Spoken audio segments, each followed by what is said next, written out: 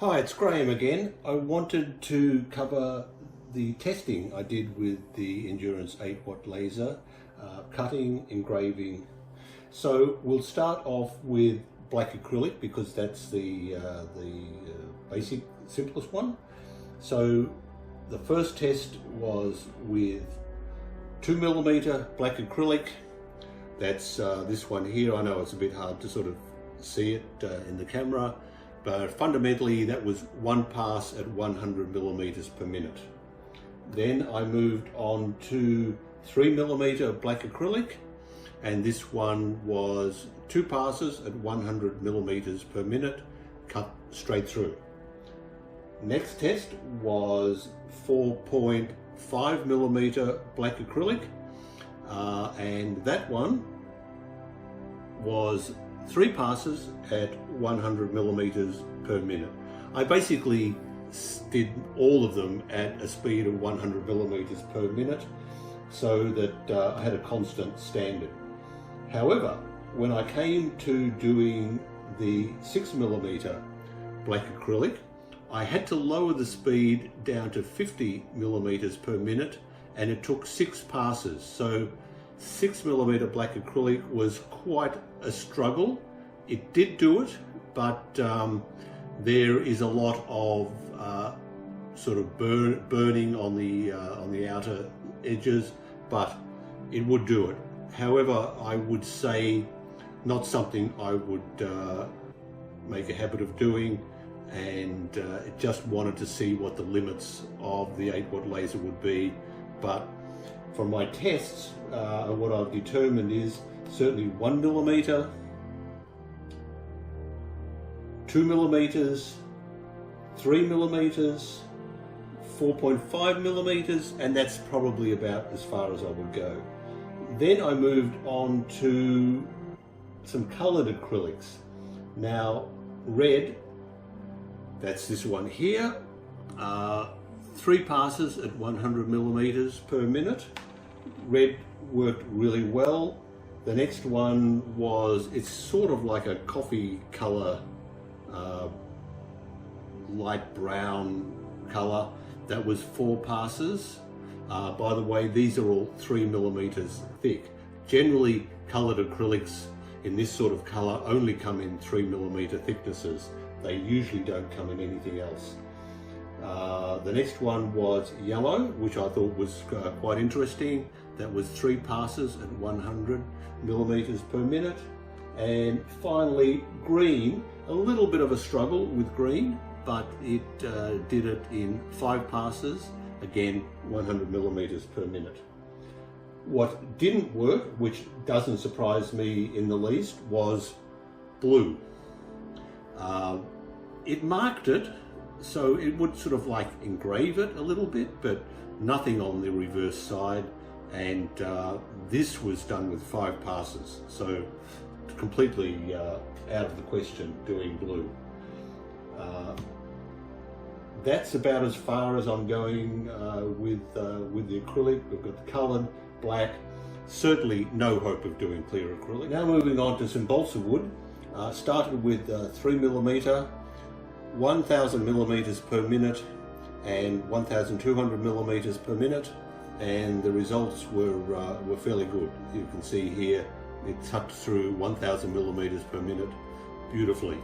At 1200mm per minute, only a slight mark on the back, and that didn't really work. So my result is 1000mm per minute for 3mm balsa wood. I moved on to some 10mm balsa wood. I didn't have anything else other than that.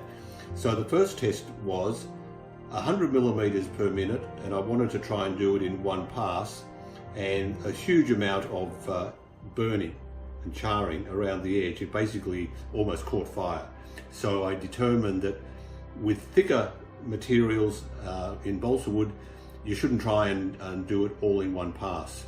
Better off if you do it in faster speeds, multiple passes, like this one here now, as a direct comparison. That was 200mm per minute, and that was done in 2 passes.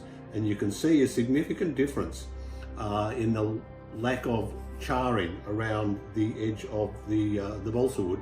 That cut through almost, but there was a little bit of breakage at the back. So it needed to be tried again. So what I actually then did was I did another test here, which sort of proves the point that I tried 2 passes at 200 and 3 passes at 200. Now if I turn this over and you look at the back, you'll find very little difference at the back. This is 3 passes and this is 2 passes. It gets to the point where the laser just won't break through. And I guess that if I had tried 4 passes, it wouldn't have made a lot of difference. It was just 10 millimeters is about getting to the limit where the laser would actually do it completely, but probably thinner balsa wood, 8 millimeters would probably be all right, and certainly 4 millimeters, you could cut it straight through, but 10 millimeters is stretching it for balsa wood a little bit. The next material I tried was this black, I think it's vinyl material. It was off the binder of a folder that I purchased from an office supply company, and I just wanted to try it out. And it did it in 1 pass at 500 millimeters per minute. Very nice, very clean. At higher speeds, it just didn't sort of make it. So, but certainly 500 millimeters per minute, 1 pass did it. You've got to be careful when you're cutting, if this is vinyl, to make sure that you're wearing a mask, because the gas that can come off vinyl cutting with a laser can be quite toxic. I wasn't sure, so I just took a precaution and wore a mask while I was doing this. The next one I tried was just some simple black card, 0.4 millimeters thick. I was able to cut that through in 1 pass at 800 millimeters per minute, very cleanly. So that's about it for my cutting tests. So I moved on now to engraving. The first thing I tried was here. It's a piece of bamboo. I'd made these up a little while ago as pendants or bag tags, and I wanted to see how that would work. Now this bamboo, really nice finish. That the power I had set at 15%, and that was done at 1600 millimeters per minute, and excellent results with that. I found with engraving wood especially, you've got to wind the power right back. If you have it up full at 100%, it'll just make a mess of it. So certainly, depending on the wood material, you have to use low power and play around with the power setting. After that one, I just tried, this is a piece of Australian hardwood. You can see there are different results here. If I try and show that in front of the camera there. The top one is 1600 millimeters per minute with 15% power. Really nice results. The bottom one is the same speed, 1600 millimeters per minute, but at 30% power. And you can see what a difference the power setting makes. Twice the power and way too charred. So this is the best result here. The next one, this is a wood, just scraps that I had at home. This is myrtle. This was 1600 millimeters per minute, power at 15%. This is really quite a hard wood, and I got excellent results with that. So moving on from wood again, if I just move this out of the way, this one here is some 3-ply, or actually it's more, it's probably like 4-ply or 5-ply. A lot of burning, didn't really like it terribly much. This is 1600 millimeters per minute at 30% power, a lot of charring. So you've got to really get the power right when you're actually engraving timber, because every timber is, I find, is different. This was a test to try and cut through, just moving back to cutting. That did actually cut through this at 100 millimeters per minute, but it took 8 passes. There are different types of plywood, and you really need to get one that's designed for laser cutting, because it's the glue that's in between the layers that really gets in the way of the laser actually cutting through. But it engraved quite nicely when I got the power set. You can see here some really nice sort of light engraving, but again, working with wood, you've got to get the power right. This is a material I really like to work with. It's black anodized aluminium. The results and the crispness of the results is absolutely fantastic. And this is a classic example. I wanted to see what results I would get at various pass rates and how fast I could go. So what we've got here is this one. This one here is 200 millimeters per minute, 500 millimeters per minute, 1000 millimeters per minute, 1600 millimeters per minute, and another one at 1600 millimeters per minute. And fundamentally, they're all the same. So when you're working and engraving anodized aluminium, you can run the machine quite fast. I stopped at 1600 millimeters per minute because that's about as fast as I like to push my machine. But I think you could actually go faster than that. The other little test was, which you can't see, is I engraved very fine lettering below each one of these squares. And it's amazing that the detail you can get. That lettering is like, it's only about 1.2 millimeters high, and it's quite readable. This one here that we've got here is just an outline, and that was done at 1200 millimeters per minute, and it's pretty amazing results. It's a bit hard to get the camera sort of focused to actually sort of see it, but I'm guessing that it's around about 0.1 millimeters width in the engraving, which is the width of the laser diode. So then I moved on to doing some sort of complete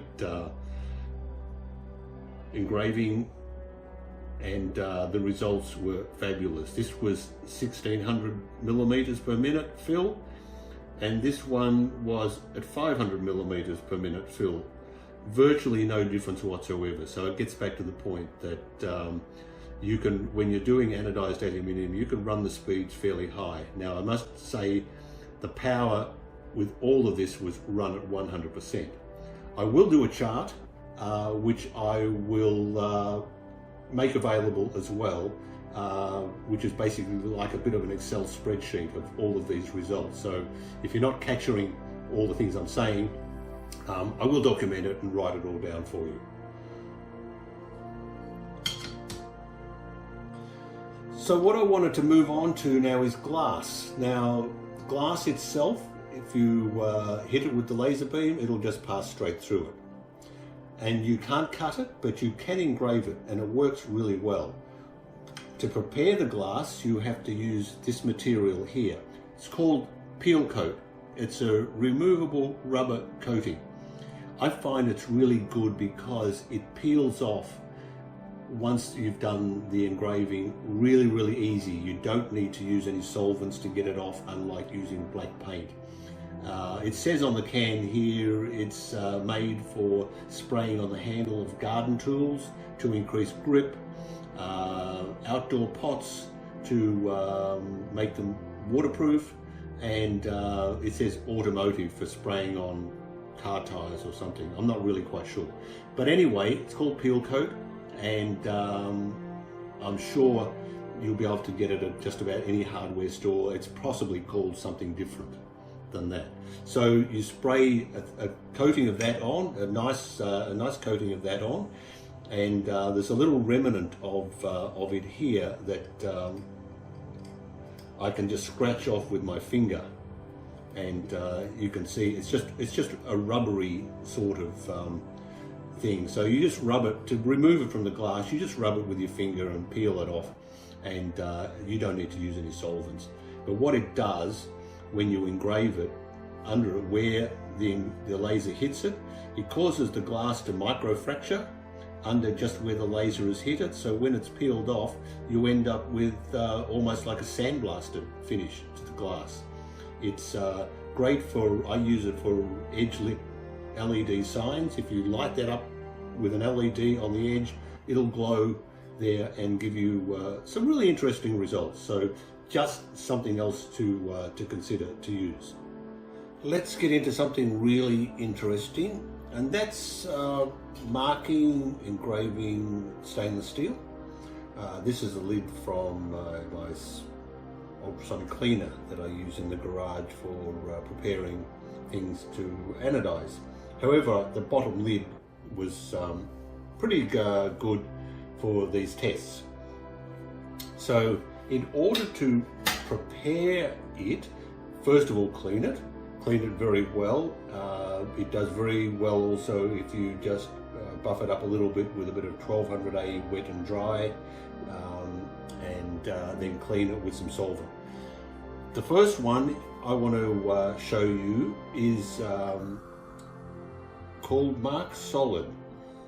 It's a spray that you spray on the stainless steel so that when the laser hits it, it causes this to literally bond to the stainless steel, and where the laser hasn't hit it, it just rubs off. Now I will point out, you can't use a solid state laser to directly mark stainless steel. It just won't do anything, it'll just bounce off it. So you need something. This Mark Solid is made specifically for this purpose. The results were quite good. This you can see here is this one that was 500 millimeters per minute with Mark Solid 114, and I can't scratch the surface, and I've hit it with a scourer, and it's pretty much bonded to the stainless steel. I did some further tests at 1600 millimeters per minute, and I got basically the same results. Even this top one here, which you can't really see in the camera, it's just a very thin outline.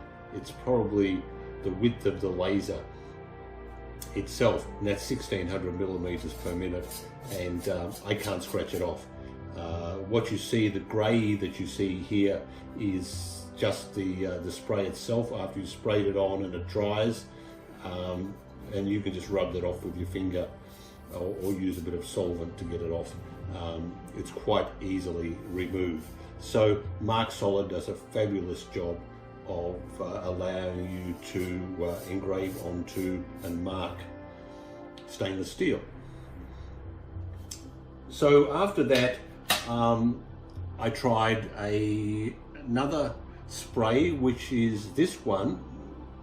It's a Loctite LB8107. It's called Molly Dry. It's a film lubricant. It's basically a molybdenum disulfide lubricant to spray on bolts and bearings and all sorts. I'm not really 100% sure.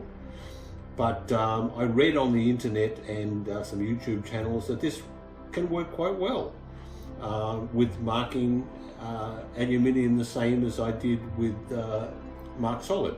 So I tried it, sprayed it on. It's doesn't spray on as easily, it tends to run a lot, takes a little bit to dry, but these are the results here. And I can probably get them up into the camera, and you can see it worked extremely well. Full power, 500 millimeters per minute. I can't scratch it off. 1600 millimeters per minute, still can't scratch it off. So it worked extremely well, but I must admit, not quite as good as Mark Solid, because Mark Solid is made for this purpose, whereas the Molly Dry is not made for the purpose, but it works, and it's a lot cheaper. A can of Molly Dry is around $20 or something like that in Australia. Mark Solid's more like about $100 for a can. So huge price difference. If you're really serious about stainless steel, Mark Solid's the way to go. If you just want to do a little bit and get away with maybe not as good a results, then the Molly Dry is another good way to go. Finally, I did tested on a ruler, and I found I was able to put my name on a stainless steel ruler extremely well. So it worked with stainless steel. However, it won't work with aluminium. I haven't tried it on copper or brass, but I don't imagine it will work terribly well with copper or brass. It's mostly made for stainless steel, but someone else might like to try that. But definitely aluminium, it just won't touch it. It just rubs off. I just wanted to touch on a little bit about the use of anodized aluminium for setting up your laser. It's the perfect material when you want to set the focus, because it will really allow you to get a fine point, unlike using white paper or literally any other material. And a piece of black anodized aluminium is just fabulous for setting the focus. It's also really good for checking to see how straight and square your engraving is going to be, because the results that you'll get are basically the width of the laser beam itself. So you'll be able to measure that. If you've got a magnifying glass with some sort of measuring system on it, or a microscope, you would be able to actually measure what the width of the laser beam is going to be, or is. You can't do that with wood or most other materials, because the heat will spread a little bit, but with anodized aluminium it won't spread. It'll be exactly what it is. So a great material for setting up your laser. Just another quick one to show you. This is a remnant of a tile from my bathroom floor that I thought, oh, I'll just see what happens if I hit that with a laser at full power. And it was interesting that I ended up being able to, if I get that focus right, engrave it. And it worked out quite well. So just something to keep in mind if there's ever any purpose or use.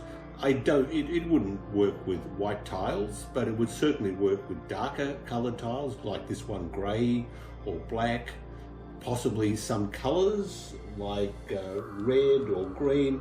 I'm not sure, but it's just a possibility that you could try, that you can actually engrave tile. This is another quick one. This is a piece of red anodized aluminium, and you can see it didn't go right through to the actual aluminium itself, but it was able to mark it, so it would work reasonably well. Finally, I wanted to just quickly go through some cutting tolerances, and I'll revert back to the black acrylic circles. Now, these were 20 millimeters in diameter, and I set the laser to do an outside profile cut.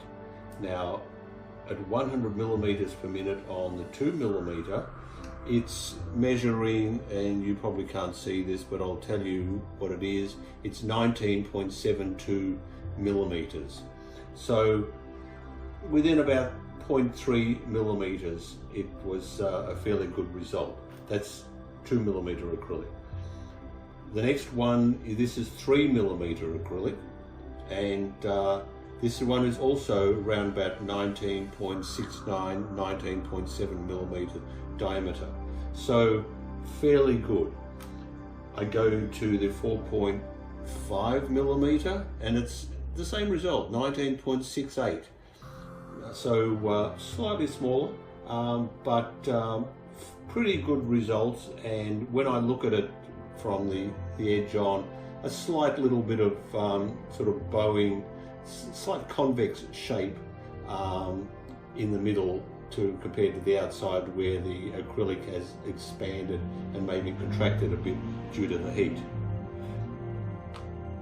When I go to the 6 millimeter example, this one here, the results for that were 19.3.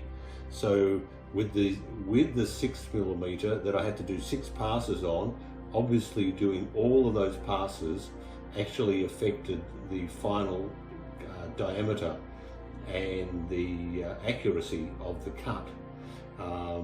Every pass you do is obviously going to take a bit more material from the outer peripherals of the cut, so not quite as good a result. With the coloured materials, for instance, the yellow one 19.66, with the green one around 19.7, no, actually 19.5 with the green one.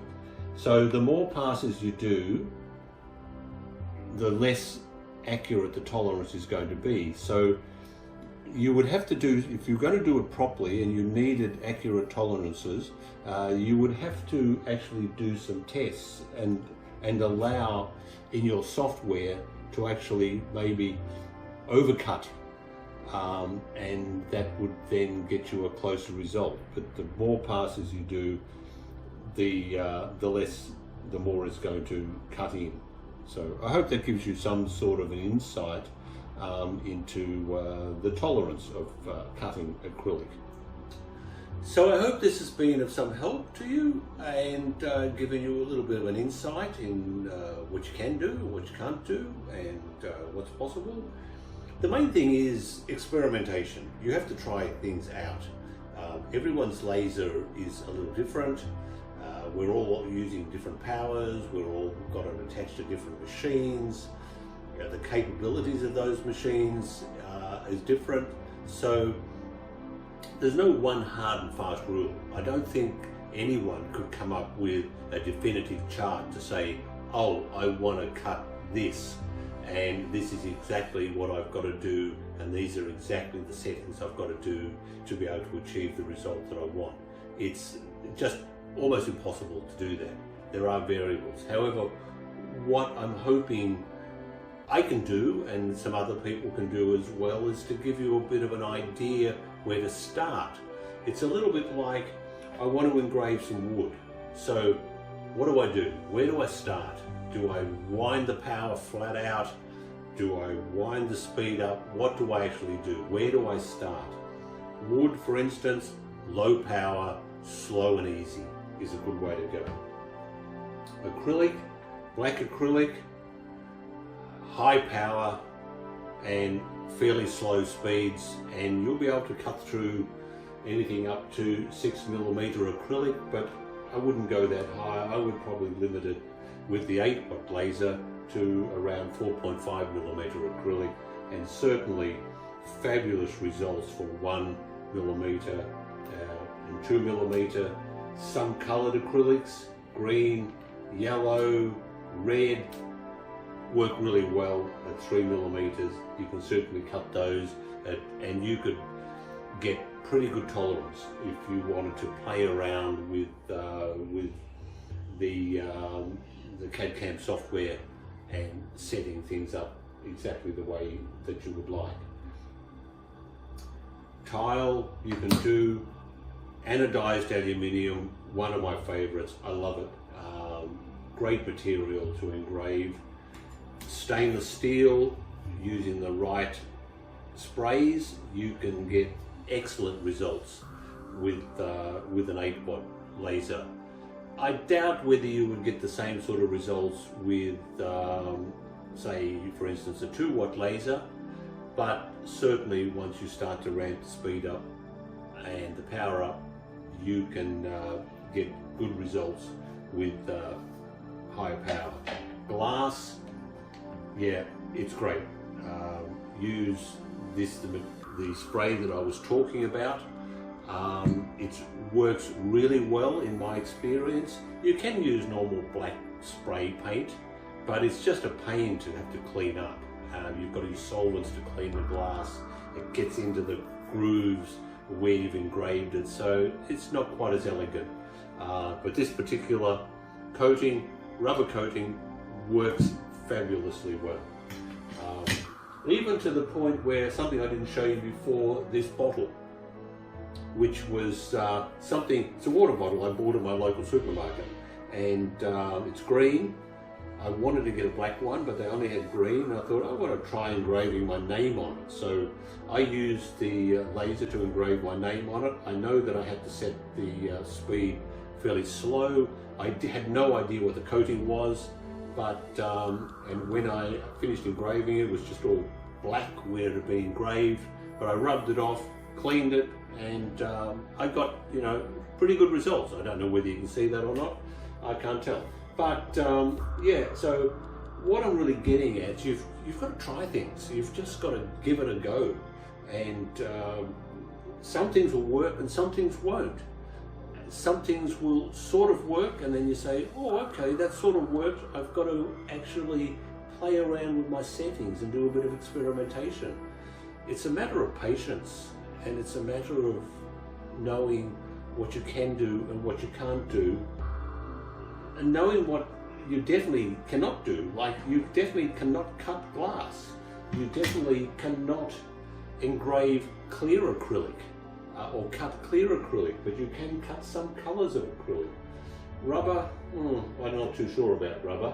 But wood, you can cut some wood, you can cut 3-ply, you can engrave it. So what I'm really saying is just try it out, see how it goes, and it's a learning experience, and we're all learning. So finally, I just hope you found some use out of the videos that I've made, and I wish you all the very best of luck. Endurance is a fabulous laser to have. It's reliable. In my experience, it works. It does what it is supposed to do. So I am sold on it. So let's see how you go. And certainly post your results on the Endurance Facebook page, and I certainly will be posting some more information as I work with the Endurance laser. So thanks guys, and take care.